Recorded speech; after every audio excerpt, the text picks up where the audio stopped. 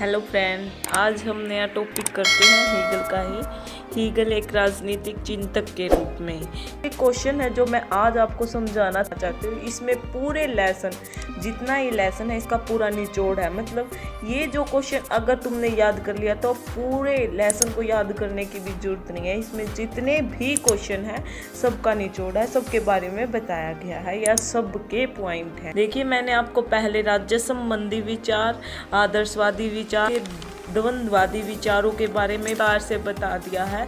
Starting में यही बताना है कि हीगल के बारे में। जो हीगल एक राजनीतिक वैज्ञानिक है, उसने द्वंद्ववादी विचारों को इतने इम्पोर्टेंट दी है या द्वंद्ववादी विचार अपनाए हैं। उस द्वंद्ववादी विचारों में वाद प्रतिवाद संवाद के बारे में बताता है। वाद और संवाद प्रतिवाद उसके सबकी परिभाषा देनी है, ये हमने इंट्रोडक्शन में बताना। वही पिछले टॉपिक में मैंने आपको विस्तार से समझा रखा है।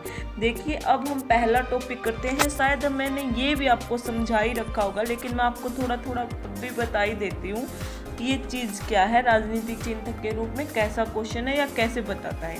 देखिए, जो पहला पॉइंट है वो है राज्य एक सर्वशक्तिमान है। जो हीगल है, मैंने आपको पहले भी बताया था कि हीगल राज्य से ऊपर किसी भी संस्था को मानता ही नहीं है। जो हीगल है वो इसी प्रकार अपने राज्य के बारे में बताता है या कहता है कि जो एक राज्य है वो एक सर्वशक्तिमान है। राज्य से ऊपर कोई संस्था नहीं है। व्यक्तियों को राज्य की सारी बातों को मानना चाहिए, तभी वो अपनी स्वतंत्रता आज़ादी को पा सकते हैं। जो दूसरा पॉइंट है वो भी इसी जैसा है। राज्य एक अनिवार्य संस्था है। इसी जैसा ही है। ये वही बताना चाहता है हीगल की। हीगल कहता है कि राज्य एक अनिवार्य संस्था है, बहुत जरूरी संस्था है, जिसके बिना किसी भी प्रकार से स्वतंत्रता प्राप्त नहीं की जा सकती है। देखिए, अगर राज्य में जो रूल होते हैं और राज्य के लोग उन रूलों के अनुसार चलते हैं या उसके अनुसार ही कार्य करते हैं, तो ही उस राज्य में प्रगति हो सकती है, आगे बढ़ सकता है, वरना वो राज्य आगे नहीं बढ़ सकता है। तीसरा जो पॉइंट है, स्वतंत्रता व्यक्ति के लिए अनिवार्य है। हीगल कहता है कि आज़ादी और स्वतंत्रता के बिना किसी भी प्रकार से नहीं रहा जा सकता है। हीगल ये मानता है और यह बात सही भी है। स्वतंत्रता के बिना व्यक्ति जीवन व्यतीत नहीं कर सकता है। देखिए, ये हीगल कहता है कि स्वतंत्रता व्यक्ति को तभी मिल सकती है जब राज्य के रूलों को फॉलो करे, जब राज्य की सारी आज्ञाओं को माने, उनकी बातों को माने। तो वो इसकी तरफ ही इशारा करता है कि राज्य की बातों को मानना चाहिए, तभी व्यक्ति स्वतंत्र रूप से रह सकता है। चौथा पॉइंट है, राज्य एक नैतिक संस्था है। हीगल है जो कहता है कि राज्य एक नैतिक संस्था है, जिसमें सारे नैतिक मूल्य पाए जाते हैं, जिसमें हर एक अच्छी बातें ही होती हैं। राज्य में कोई बुरी बात नहीं, राज्य में कोई बुराई नहीं होती है। हीगल कहता है कि राज्य में कोई बुराई नहीं होती, इसीलिए वह एक नैतिक संस्था है। पांचवा पॉइंट, राज्य एक अंगिक संस्था। देखिए, मैंने पहले भी ये पॉइंट पूरे विस्तार से समझाया था, लेकिन अब भी मैं ये पॉइंट पूरे खोल के बता देती हूँ। जो राज्य है, हीगल मानता है कि जो राज्य है एक अंगिक संस्था के समान है। जिस प्रकार हमारा शरीर है उसी प्रकार राज्य है। अगर हमारे शरीर में एक भी अंग अधूरा है या एक भी अंग नहीं है, उसके बिना हमारा शरीर बिल्कुल अधूरा होता है। ठीक इसी प्रकार अगर राज्य में व्यक्ति उनके रूलों को नहीं मानते हैं या उनके नियमों को नहीं मानते हैं, तो वो राज्य एक अधूरा राज्य होता है। हीगल इसी प्रकार कहता है कि राज्य एक अंगिक संस्था, जिस प्रकार अंग शरीर में काम करते हैं, ठीक उसी प्रकार राज्य में कई संस्थाएं काम करती हैं।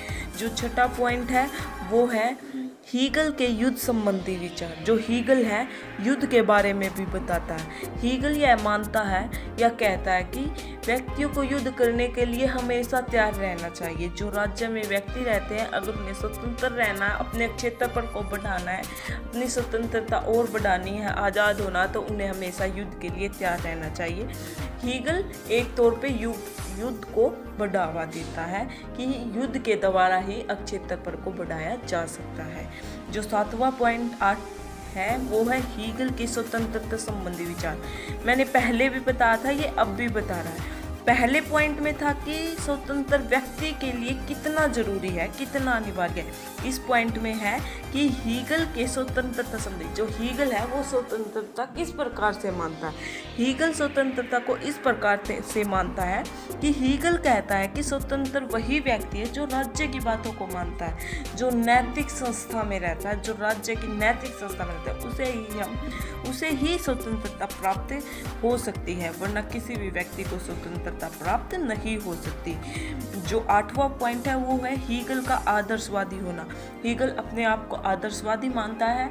वे अपने विचारों को इतना अच्छा बताता है कि वो बताता है कि जो मैंने बताया कि राज्य की बातों को मानकर ही व्यक्ति एक स्वतंत्रता प्राप्त कर सकता है।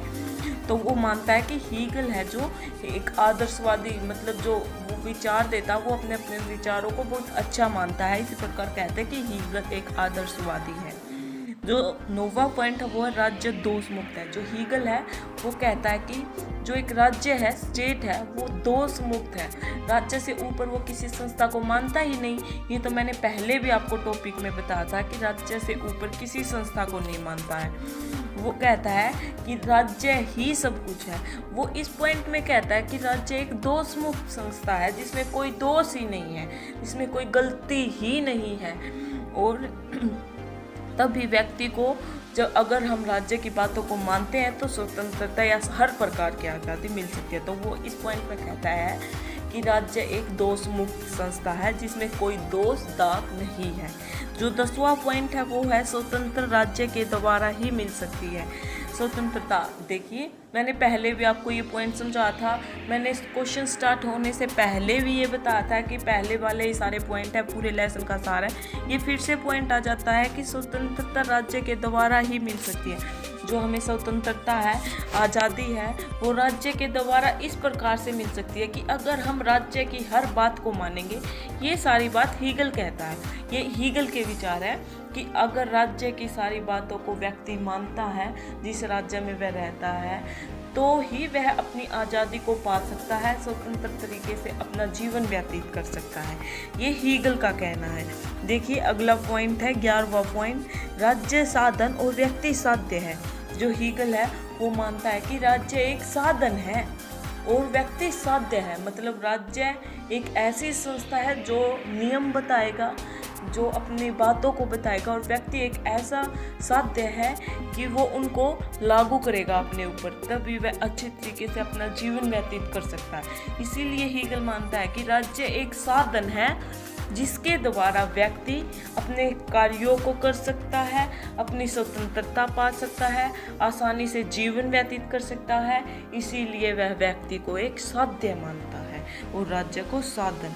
अगला पॉइंट करते हैं हम 12वां कि जर्मन को एक राजतंत्र व्यवस्था वाला आदर्शवादी राज्य घोषित करना। मतलब जो हीगल है जर्मन को एक आदर्शवादी राज्य घोषित करता है। क्यों?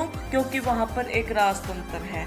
राजतंत्र कोई वो अच्छा मानता है, अगर राज्य की वो सारी बातों को मानता है या कहता है कि मानना चाहिए, तो इससे क्या बात स्पष्ट हो जाती है कि वो राजतंत्र को, व्यवस्था को अच्छा मानता है। उसका मानना है कि जैसी जर्मन में संस्था है, जर्मन में ऐसी संस्था राजतंत्र संस्था है जिसके द्वारा राज्य आज़ाद है, वहाँ के व्यक्ति अच्छे से अपना जीवन व्यतीत करते हैं, अच्छे से आदर्शवादी तरीके से रहते हैं, तो इसीलिए वह जर्मन को एक आदर्शवादी संस्था मानता है। देखिए इससे अगला पॉइंट है 13वां पॉइंट, परिवारवाद है, समाज प्रतिवाद है और राज्य संवाद है। देखिए इसने एक द्वंद्ववाद विचार की परिभाषा दी थी कि द्वंद्ववाद को वो मानता है जिसमें वाद, प्रतिवाद और संवाद 3 पॉइंट है जो सबसे महत्वपूर्ण है। देखिए वाद में वो परिवार को मानता है जिसमें 4 सदस्य होते हैं। अच्छा, जो प्रतिवाद है उसमें वो मानता है कि प्रतिवाद में समाज होता है, समाज के लोग शामिल हो जाते हैं, 1 2 3 4 कई इंसान मिलकर जो समाज बनाते हैं, समाज का निर्माण करते हैं। जो तीसरा पॉइंट है वो है संवाद, उसमें वो राज्य को मानता है, जो मिलकर परिवार और समाज मिलाकर जो एक राज्य की संस्था को बनाते हैं वो राज्य मानता है।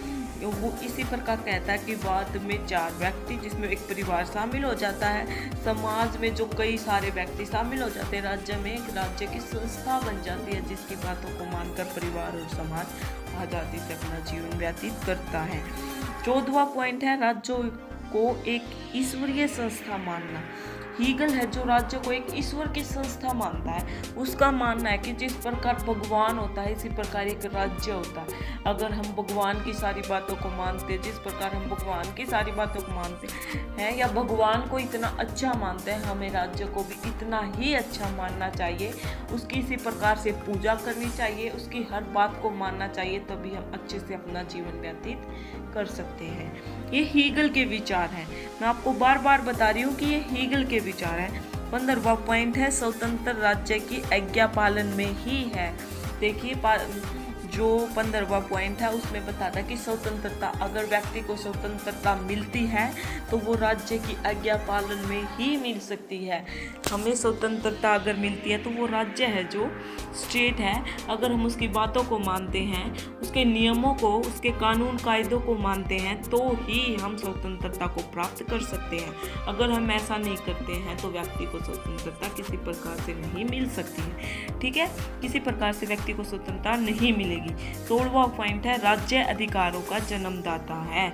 हीगल का मानना है कि राज्य है जो स्टेट है वो ही अधिकारों का जन्मदाता है, वो ही व्यक्तियों को अधिकार देता है, उसके द्वारा ही व्यक्तियों को अधिकार प्राप्त होते हैं, वो उन अधिकारों को लागू करता है या व्यक्ति उन अधिकारों को मानते हैं।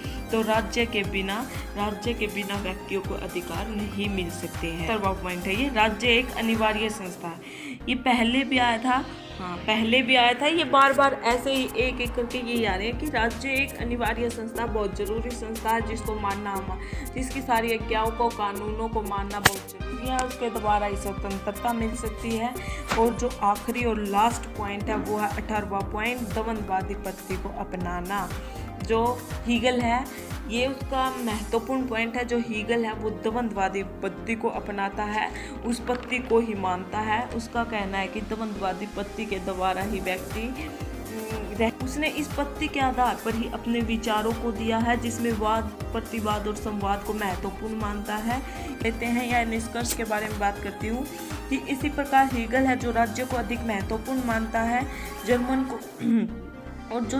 की राज्य संबंधी जर्मन की राज्य संबंधी नियम है लागू करते हैं, वो जिस प्रकार से रहते हैं उसको सर्वश्रेष्ठ मानता है।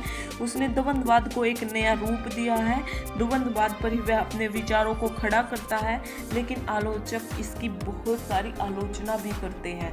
वो कहते हैं कि ये सारी बातें गलत हैं, ये इसकी कड़ी एक कल्पना है जिसको ये अपने दिमाग में ही गढ़ता रहता है, जो हीगल है वो गढ़ता रहता है। ठीक है, आज का टॉपिक हम यही ख़त्म करते हैं। देखते हैं हम द्वंद्ववादी सिद्धांत के बारे में करेंगे। आज का टॉपिक यही ख़त्म होता है। मैं आशा करती हूँ आपको समझ आ गया होगा। Thank you.